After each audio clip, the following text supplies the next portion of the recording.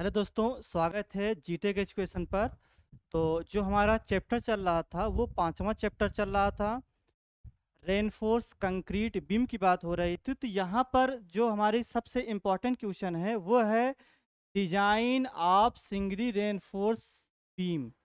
तो ये जो क्वेश्चन है ये इस बार 2023 में आने की पूरी पॉसिबिलिटी है।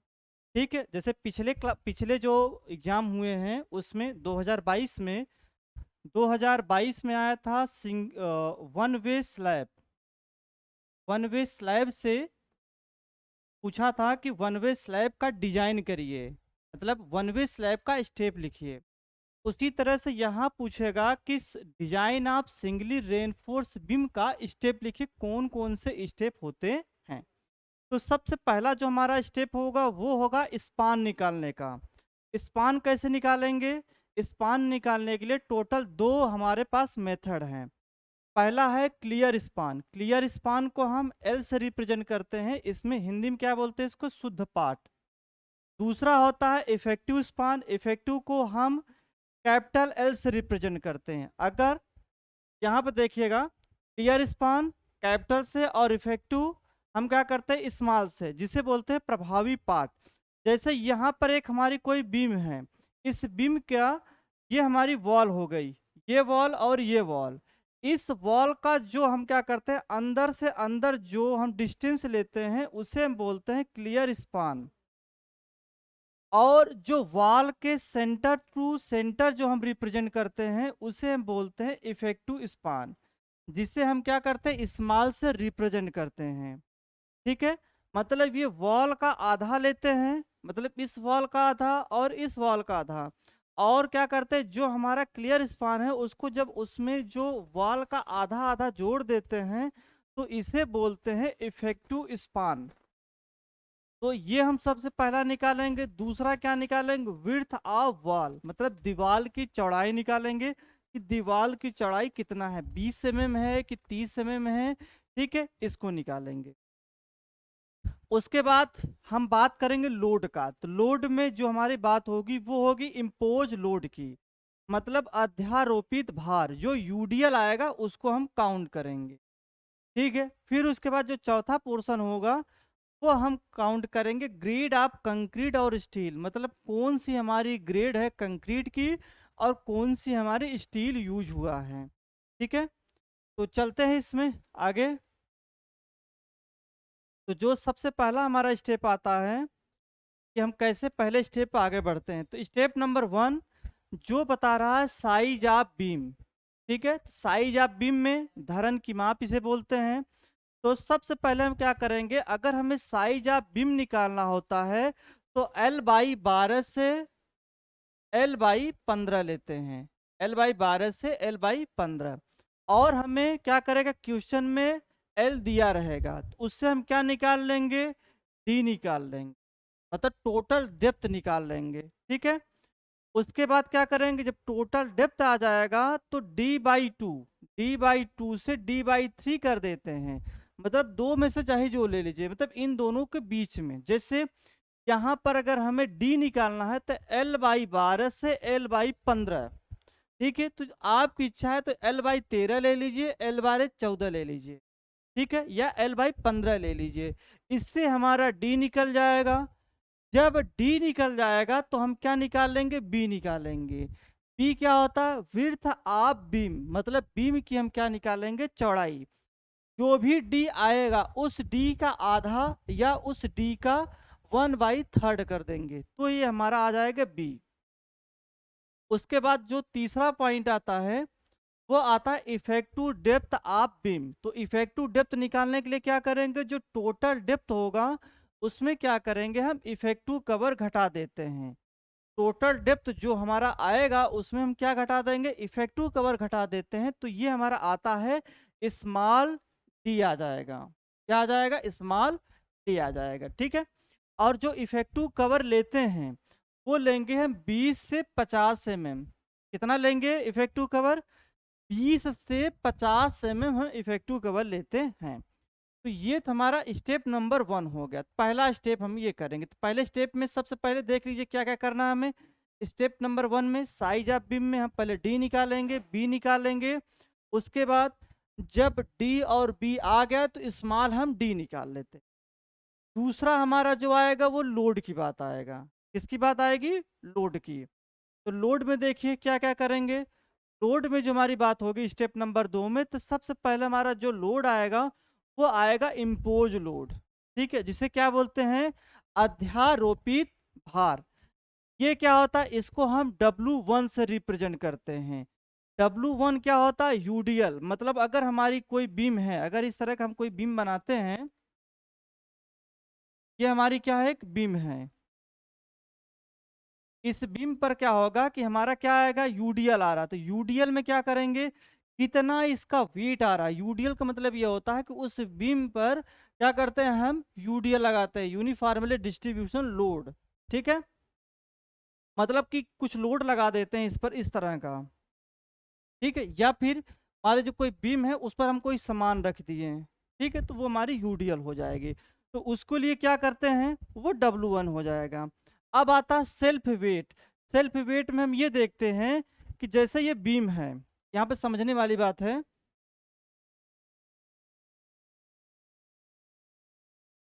जैसे यहाँ पर हम एक बीम बना रहे हैं, यहाँ पर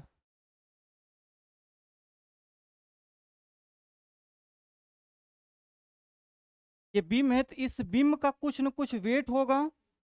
जो वेट होगा उसे बोलते हैं सेल्फ वेट। और जो हमने एक्स्ट्रा लोड दिया था, ठीक है, मान लीजिए हमने कुछ बीम बना था, बीम के ऊपर हमने कुछ लोड दे दिया, तो वो हमारा क्या होगा? यूडीएल होगा। और इस बीम का जो खुद का वेट होता है उसे बोलते हैं self weight. Self weight of beam, धरन का स्वयं का भार। तो कैसे निकालेंगे? इसे हम W2 से रिप्रेजेंट करते हैं। तो क्या करेंगे? एक मतलब हम 1 मीटर के लिए निकालेंगे, बी हमारी क्या हो जाएगी? चौड़ाई हो जाएगी, डी हमारी क्या होगी? टोटल डेप्थ निकल जाएगी। और आरसीसी में जैसे इसमें स्टार्टिंग में बताया था कि अगर हम आरसीसी वर्क कर रहे हैं तो वहां पर हम कितना लेंगे? 25,000 न्यूटन पर मीटर में। अगर केजी में बात करेंगे तो 2500 केजी पर मीटर हो जाएगा। ठीक है, अब इन दोनों लोड को क्या करेंगे? हम जोड़ लेंगे। कौन कौन लोड का? इम्पोज लोड को और सेल्फ वेट ऑफ बीम के लोड को हम दोनों को ऐड कर लेंगे। ऐड कर लेंगे तो ये हमारी W आ जाएगी। क्या आ जाएगी? W आ जाएगी। अब डिजाइन लोड हम क्या करते हैं? कुछ बढ़ा कर मानते हैं। तो पहले तो हमने क्या किया? लोड को काउंट कर लिया कि हमारा इम्पोज लोड या जो सेल्फ वेट आ रहा है वो कितना है। और जब हम डिजाइन करेंगे तो उस लोड को और हम क्या करेंगे? बढ़ा देंगे। कितना बढ़ाएंगे? 1.5 गुना बढ़ाएंगे। कितना? 1.5 गुना। तो जो लोड आएगा उसमें हम क्या करेंगे? 1.5 से मल्टीप्लाई कर देते हैं। ये हमारा आता है डिजाइन लोड। उस डिजाइन लोड को हम किससे रिप्रेजेंट करते हैं? WD से रिप्रेजेंट करते हैं। तो स्टेप नंबर 2 हमारा क्या हो गया? कंप्लीट हो गया। अब आता है स्टेप नंबर 3। तो स्टेप नंबर 3 जो हमारा होता है उसमें जो हम बात करते हैं कैलकुलेशन ऑफ बेंडिंग की। ठीक है, मतलब बेंडिंग मोमेंट की हम क्या करेंगे? बात करेंगे। तो बेंडिंग मोमेंट में अगर हमारा कोई सिंपली सपोर्टेड है उस पर यूडीएल लगा है, तो जो बेंडिंग मोमेंट की फार्मूला होता था वो WL²/8 होता था। कितना होता था? WL²/8। अब क्या करेंगे? इसको हम किसके बराबर कर लेंगे? एमडी का। एमडी मतलब जो हमारा डिजाइन मोमेंट है उसके बराबर हम कर लेते हैं। ठीक है, तो मतलब हम यहाँ पर जो बीएम होता है वो किसके बराबर कर लेंगे? एमडी के। ठीक है, जो हमारा डिजाइन मोमेंट आता है। तो अब हम ये मानते हैं जो हमारा बेंडिंग मोमेंट है ये कितना था? WL²/8। ये किसके बराबर हो जाएगा? एमडी के बराबर हो जाता है। ठीक है, आगे चलते हैं, बात करते हैं। यहाँ पर जो तीसरा स्टेप हमारा कंप्लीट हो गया, अब हम चलते हैं चौथे स्टेप पर। चौथे स्टेप हमारा क्या है? Moment of resistance. हम बात करते हैं किसकी? मोमेंट ऑफ रेजिस्टेंस की बात करते हैं। तो मोमेंट ऑफ रेजिस्टेंस में हम क्या करते हैं? यहाँ पर निकालने के लिए हम MU लिमिट निकालेंगे। तो MU लिमिट कैसे निकलेगा? RBD²। हमें B पता होगा, D पता होगा, उसके बाद हम R क्या करेंगे? R भी दिया रहेगा। ठीक है, इससे हम क्या निकाल लेते हैं? MU लिमिट निकाल लेते हैं। तो यहाँ पर देखिएगा MU लिमिट निकालने के लिए डायरेक्ट अगर FE 250 है तो अगर Fe 250 ग्रेड की सरिया यूज किया गया है, इसके लिए जो MU लिमिट होता है 0.149 FCK BD स्क्वायर होगा। अगर Fe 415 है तो 0.138 FCK BD स्क्वायर हो जाएगा। अगर Fe 500 है 0.133 FCK BD स्क्वायर हो जाता है। उसके बाद क्या करेंगे, जो MU लिमिट आएगा, MU लिमिट हम इक्वल करेंगे MD के। तो यहाँ से हम MD निकाल लिए, MD के बाद यहाँ से हम MU लिमिट निकाल लिए। अब दोनों को हम क्या करेंगे, कंपेयर करेंगे। कंपेयर करेंगे तो यहाँ पर हमें क्या निकालना रहेगा, D निकालना रहेगा। ठीक है, क्या निकालना रहेगा, D। ठीक है, MU लिमिट और MD को हम आपस में क्या करेंगे, इक्वल करेंगे। तो यहाँ से हम क्या निकाल लेंगे, इफेक्टिव डेप्थ निकाल लेंगे। इफेक्टिव डेप्थ निकालने के लिए ये MD है और ये हमारी क्या हो जाएगी, अगर यहाँ से हम RBD स्क्वायर बराबर MD है, हमें क्या निकालना है, D निकालना। तो क्या करेंगे, तो यहाँ पर हमारा D स्क्वायर बराबर हो जाएगा MD R इंटू बी हो जाएगा। और D निकालने के लिए क्या करेंगे, यहाँ पर स्क्वायर है तो ये रूट लग जाएगा, MD R इंटू बी हो जाएगा। ठीक है, तो यहाँ से हमारा क्या निकल जाएगा, यहाँ से हमें इफेक्टिव डेप्थ निकल जाएगा। ठीक है, अब इस इफेक्टिव डेप्थ को हम इस इफेक्टिव जो डेप्थ आया है उसमें हम इफेक्टिव कवर जब जोड़ देते हैं तो ये आ जाता है टोटल डेप्थ आ जाता है। क्या आ जाता है, टोटल डेप्थ आ जाता है। तो हम ये चेक करेंगे जो हमारा पहला डेप्थ आया था और ये डेप्थ, तो हम ये देखेंगे कि हम डेप्थ क्या करेंगे, ज़्यादा मानेंगे। अगर यहाँ पर जो हमारी रिक्वायर्ड है और जो हमने ट्रायल किया है, तो ट्रायल वाला हमेशा क्या होना चाहिए, कम या बराबर होना चाहिए। मतलब अगर मान लीजिए हमने क्या किया, 200 डेप्थ दिया है और ट्रायल जब हमने किया, जब यहाँ से हमने चेक किया, तो ये जो डेप्थ आनी चाहिए या तो वो 180 आ जाए या तो 200 आ जाए, कभी भी 200 से ज़्यादा नहीं आएगी, नहीं आना चाहिए। अगर 200 से ज़्यादा आ गया है तो हम डिजाइन फिर से करेंगे, फिर से क्या करेंगे, बी निकालेंगे, डी निकालेंगे। ठीक है, फिर उसमें क्या करेंगे, इफेक्टिव डेप्थ निकालेंगे, फिर मोमेंट निकालेंगे, तो फिर प्रोसेस एक बार फिर स्टेप को आगे बढ़ाएंगे। ठीक है, अगर ऐसी कंडीशन आती है तो हमारा सेक्शन क्या है, ओके है।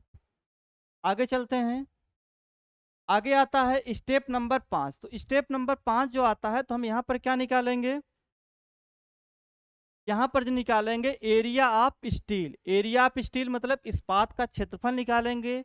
पिछले क्लास में आपको बताया था ST B into d. ST दिया रहेगा, अगर नहीं दिया है तो π/4 into d square, number of bar कितने दिए हैं कर देंगे तो ST आ जाएगा। P और D हमारा पहले सब निकाले रहेंगे। ठीक है, अगर ST देखिए यहाँ पर अगर PT लिमिट दिया रहेगा तो ST निकाल लेंगे। तो ST निकालने के लिए क्या करेंगे, ST P इंटू डी करके निकाल लेंगे। ठीक है, PT लिमिट की फार्मूला क्या होता है, 0.414 FCK XU limit FY into D.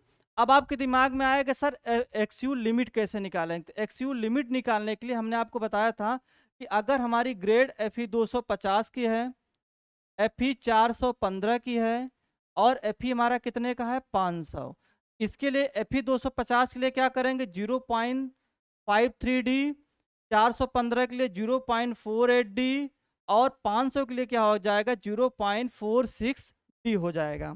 ठीक है, इससे क्या करेंगे, हम PT लिमिट निकाल लेंगे। PT लिमिट आ जाएगा, P और D की वैल्यू दिया है, यहाँ से हम ST निकाल लेंगे। ठीक है, अब क्या करेंगे आगे के स्टेप में, आगे का जो हमारा स्टेप होगा वो होगा MD निकालने का। MD निकालने के लिए क्या करेंगे, T इंटू जेड।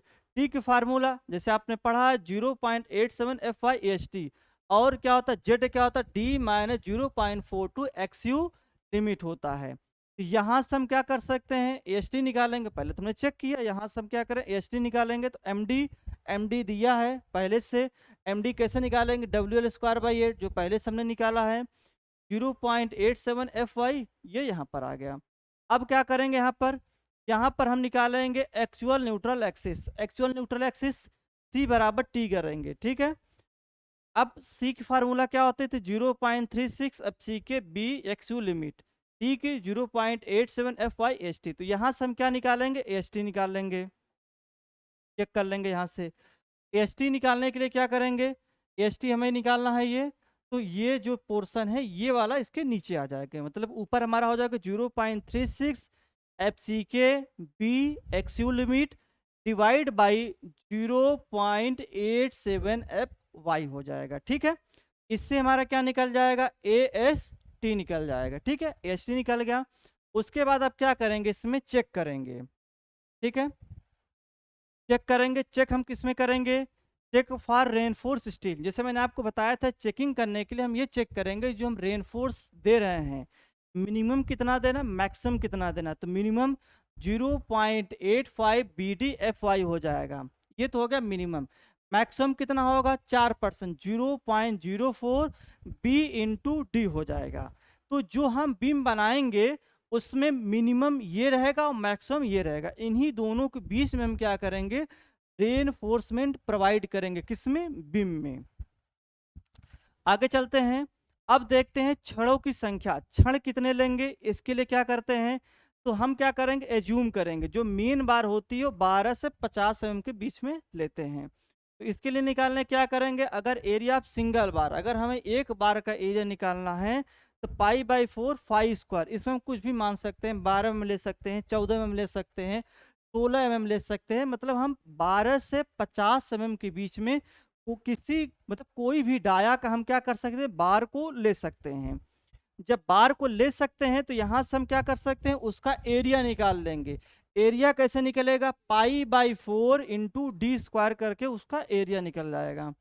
ठीक है, उसके बाद नंबर ऑफ स्टील निकाला, तो नंबर ऑफ स्टील कैसे निकलेंगे, जो हमारा एएसटी रहेगा उस एएसटी में से हमें एएसटी की पूरा क्या दे देगा, एरिया दे देगा। तो एरिया जब हमें मिल जाएगा तो एक जो हमारी स्टील है उस एक स्टील से हम क्या करेंगे, उसको भाग दे देंगे, तो हमें पता चल जाएगा कितने हमारे स्टील लगेंगे, मतलब कितने हमारे बार लगेंगे। जैसे नॉर्मली आप पढ़ते होंगे छोटी क्लास में, जैसे मान लीजिए हमारे पास क्या हो रहा है कि एक पेन का दाम, एक पेन का जो दाम है 4 रुपए है। ठीक है, टोटल मान लीजिए हमारे पास क्या है, 20 है। ठीक है, 20 रुपए हैं। ठीक है, मतलब एक पेन का दाम 4 रुपए, 20 रुपए है। तो अगर हम आपसे पूछें कितने पेन मिलेंगे तो आप तुरंत क्या करते हैं, इससे इसको भाग देता, आप बता देते तक 5 पेन आएगा। उसी तरह से यहाँ पर भी है, एएसटी निकल जाएगा, एक जो बार होगी उसका एरिया निकल जाएगा, दोनों को डिवाइड कर देते हैं तो हमें पता चल जाता है कितना हम बार उसमें यूज करेंगे। ठीक है, आगे देखिए, फिर चेक फॉर सीयर के लिए, चेक फॉर सीयर, सीयर में हमने आपको बताया भी था। तो सबसे पहले यहाँ पर हम नॉमिनल सीयर निकालेंगे, tau V V U B into D. तो वी यू कैसे निकलेगा, W D into L by 2। W D जैसे भी निकाले थे, कौन कौन इम्पोज लोड, और हमने क्या किया था, जो सेल्फ वेट था उसको ऐड किया, उसमें हमने क्या किया 1.5 से मल्टीप्लाई किया तो हमारा डब्लू डी आ गया था। एल दिया रहेगा, बाई 2 कर देंगे तो वी यू आ जाएगा। पी और डी दिया रहेगा, वहां से हम टाउ वी निकाल लेंगे।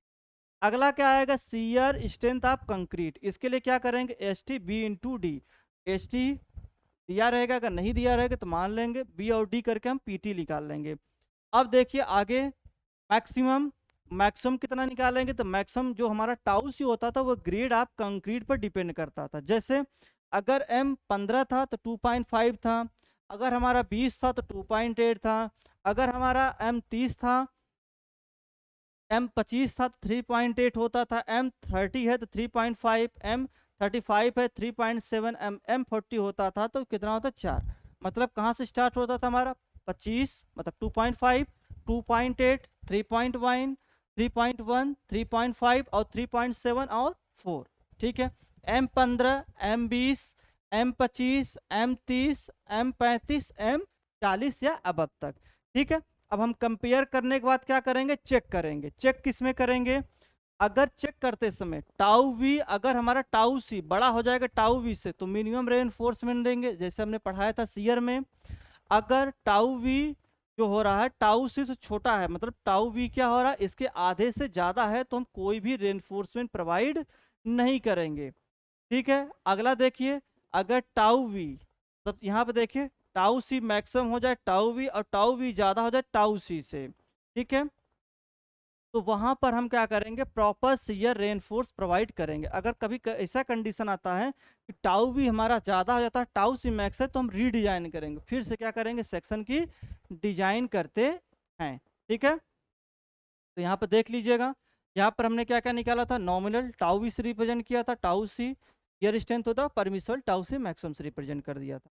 ठीक है, उसके बाद क्या करेंगे, उसके बाद हम देखेंगे स्टीरअप, क्योंकि हमें स्टीरअप भी लगाना है बीम में। तो स्टीरअप के लिए क्या करेंगे, मिनिमम के लिए 0.87 FY एस वी क्या करेंगे, हम एज्यूम करेंगे। एज्यूम कैसे करेंगे, 8 से 12 mm, तो निकालने के लिए वही है पाई/4 डी स्क्वायर करके निकाल लेंगे अपने से एज्यूम करके। ठीक है, एस वी 0.4 इंटू बी करेंगे, तो प्रॉपर के लिए क्या करेंगे, यहाँ पर एज्यूम कर लेंगे तो निकल जाएगा। ठीक है, 0.87 FY दिया रहेगा, एस वी आ जाएगा, डी वी यू एस हो जाएगी। तो वी यू एस क्या है, नेट शियर फोर्स।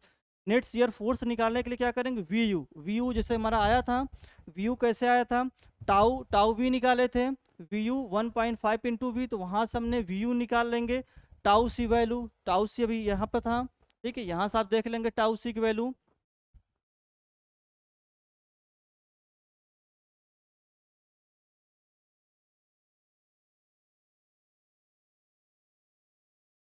यहाँ से हम क्या करेंगे, टाउ सी निकाल लेंगे जाकर ग्रेड को चेक करके। ठीक है, उसके बाद क्या करेंगे, यहाँ पर हम बी और डी की वैल्यू रख देंगे तो वी यू एस आ जाएगा। उसके बाद हम ये देखेंगे जो स्टीरअप होंगे, जो छल्ले होंगे, उनके बीच में जो स्पेसिंग होगा 0.75 टी या 300 mm, जो भी मिनिमम होगा वो देंगे। उसके बाद क्या करेंगे, अब जो हमारी बार होगा उसको क्या करें, कुछ अंदर तक ले जाएंगे, तो उसके लिए डेवलपमेंट लेंथ निकालेंगे, कितना होगा 1.3 M1 V U L not. तो वी यू रहेगा, M1 निकालने के लिए क्या करेंगे, कुछ नहीं, सिंपल वही पुराने तरह से एम डी की तरह निकाल लेंगे। यहाँ से क्या करेंगे, एल डी निकालने के लिए 0.87 FI 5 वो टाउ बी डी हो जाएगा। ठीक है, M1 क्या, moment of resistance T into Z से, जैसे यहाँ पे लिखे तो 0.87 FI HT D minus 0.42 XU limit, तो यहाँ से M1 आ जाएगा, VU पुराने से जो निकाले हैं वो रख देंगे, और यहाँ पर क्या करेंगे, एल नॉट की वैल्यू जो होगी 12 फाई या डी, 12 फाई या डी में जो मैक्सिमम होगा वो लेंगे, और फाई क्या है, डाया आप मेन बार। ठीक है, मेन बार की जो हम डाया एज्यूम करेंगे वो हो जाएगा। तो यहाँ तक हम क्या कर रहे हैं, तो ये हमारी हो गई डिजाइन का स्टेप। ठीक है, तो ये कई बार आपके एग्जाम में पूछा है और इस बार आने की पूरी पॉसिबिलिटी है। ठीक है, तो सबसे पहले हम क्या यहाँ पे निकाले थे, सबसे पहले यहाँ पर हमने बी निकाला, फिर डी निकाला, फिर हमने लोड के बारे में काउंट किया, लोड के बाद फिर हमने क्या निकाला, मोमेंट निकाला, मोमेंट हमने किसके इक्वल किया, जो बेंडिंग मोमेंट था, मोमेंट ऑफ रेजिस्टेंस के इक्वल किया, जहाँ से हमने डी निकाला, दोनों को कंपेयर किया।